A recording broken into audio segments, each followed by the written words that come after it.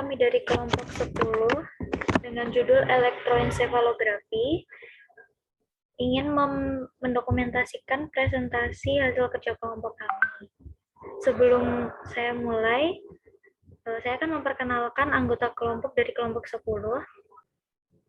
Baik, yang pertama ada Alimah Salisatin dengan NIM P27240021005.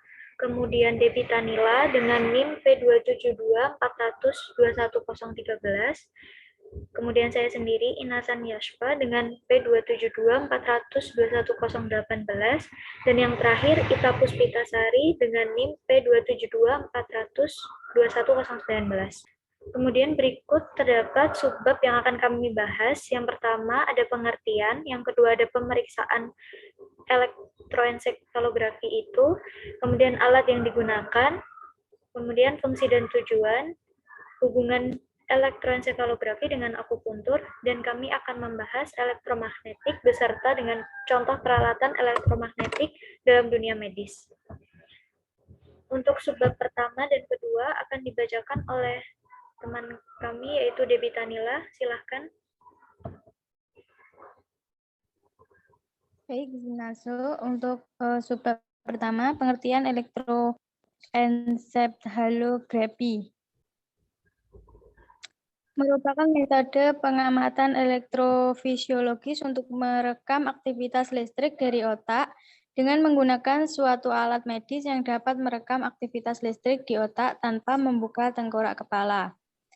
Pemeriksaan EEG dapat menentukan perubahan aktivitas otak yang mungkin berguna dalam mendiagnosis gangguan otak, terutama epilepsi atau gangguan kejang lainnya.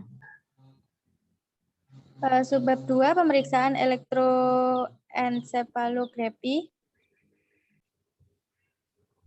Pemeriksaan EEG terbagi atas 3 tahapan, yaitu 1. Sebelum tes. Sebelum melakukan pemeriksaan EEG, hal yang perlu dilakukan adalah memberitahu dokter tentang obat apa saja, baik resep maupun yang dijual bebas, serta suplemen yang mungkin selama ini dikonsumsi sehari sebelum pemeriksaan. Dokter biasanya akan menyarankan untuk mencuci rambut, namun jangan gunakan produk conditioner atau produk penataan rambut lainnya.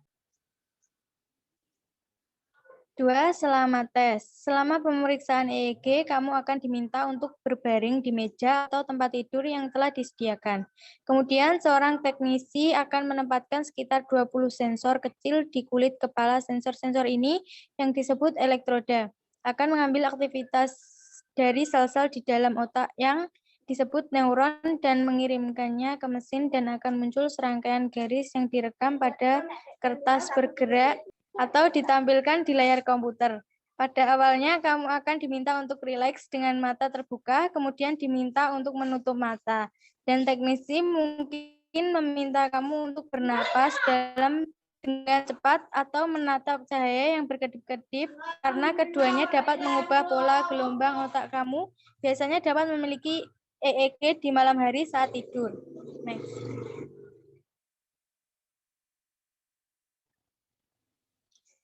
Yang ketiga, sesudah tes, teknisi akan melepas elektroda dan membasuh lem yang menahannya. Kamu juga dapat menggunakan pembersih cat kuku kecil di rumah untuk menghilangkan sisa-sisa lengket jika secara aktif tidak mengalami kejang atau dokter tidak menyarankan untuk pemeriksaan lanjutan. Kamu biasanya sudah diperbolehkan pulang. Alat elektroensefalografi.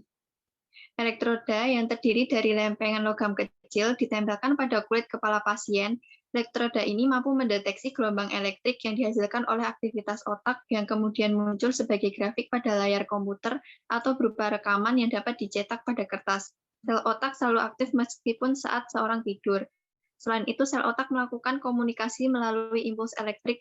Hampir tidak ada komplikasi yang disebabkan oleh pemeriksaan ini karena EEG merupakan pemeriksaan penunjang non-invasif yang relatif aman untuk pasien. Beberapa tipe alat EEG dan kegunaannya seperti yang pertama, wireless atau portable EEG.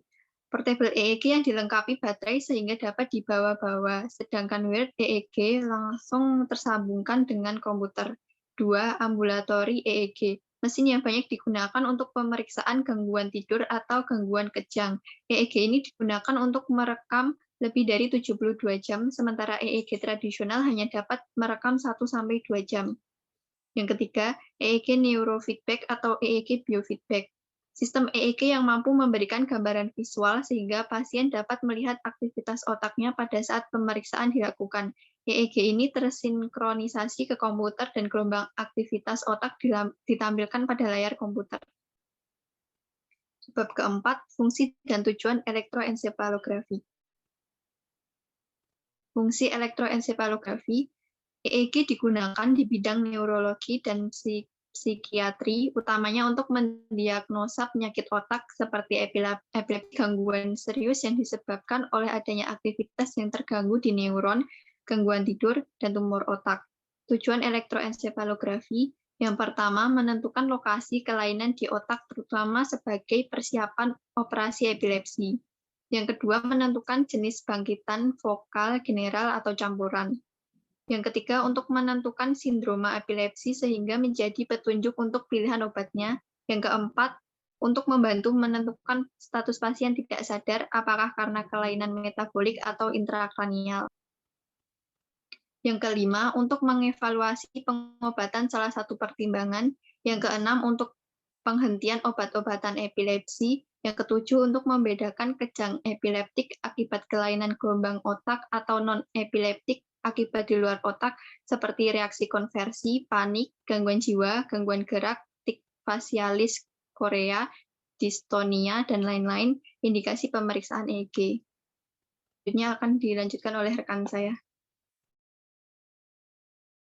Hubungan elektroensefalografi dengan akupuntur. Menginvestigasi sinyal EEG akibat stimulasi akupuntur. Kuantifikasi sinyal EEG bertujuan untuk mengamati perubahan spektral daya akibat stimulasi akupuntur. Karena durasi lama, umumnya dalam puluhan menit sampai lebih dari 1 jam, maka perubahan yang terjadi pada sinyal EEG harus dianalisis dalam domain waktu dan frekuensi dengan menggunakan metode short-term Fourier transform. Dengan metode ini, analisis frekuensi dilakukan untuk menentukan spektral daya pada gelombang otak delta 0,5 sampai 3 Hz, theta 4 sampai 7 Hz, alpha 8 sampai 13 Hz, beta 14 sampai 30 Hz. Analisis ini waktu dilakukan untuk mengamati kecenderungan perubahan gelombang otak selama waktu akupuntur. Di samping itu, dengan hasil spektral dalam daya pada analisis frekuensi digunakan untuk melihat kesimetrisan hemisfere kiri dan kanan. 6. Elektromagnetik dalam dunia medis. Pengertian gelombang elektromagnetik adalah gelombang yang memiliki muatan energi listrik dan magnet tanpa memerlukan daya rambat. Artinya gelombang elektromagnetik dapat merambat meskipun dalam ruang hampa. Elektromagnetik dalam dunia medis. 1. Sinar inframerah digunakan untuk terapi fisik menyembuhkan penyakit cacar dan encok, untuk fotografi di diagnosa penyakit.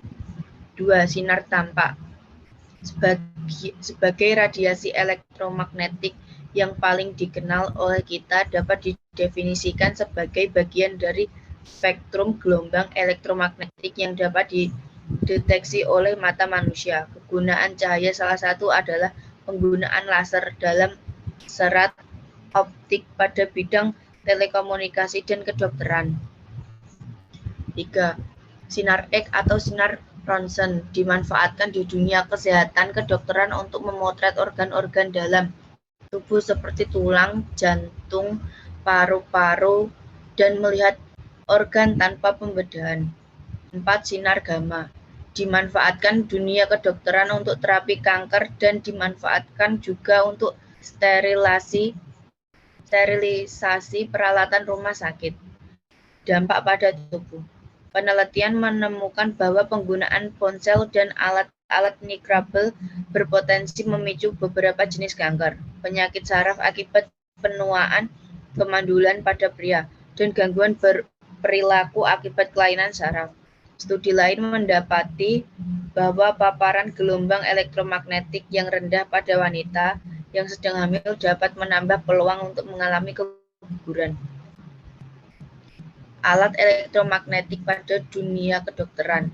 Alat punggung menggunakan sinar inframerah. Alat terapi kanker menggunakan gamma. Alat ronsen menggunakan sinar X. Terima kasih atas perhatiannya dan terima kasih buat teman-teman yang sudah berpartisipasi. Untuk presentasi kali ini saya akhiri.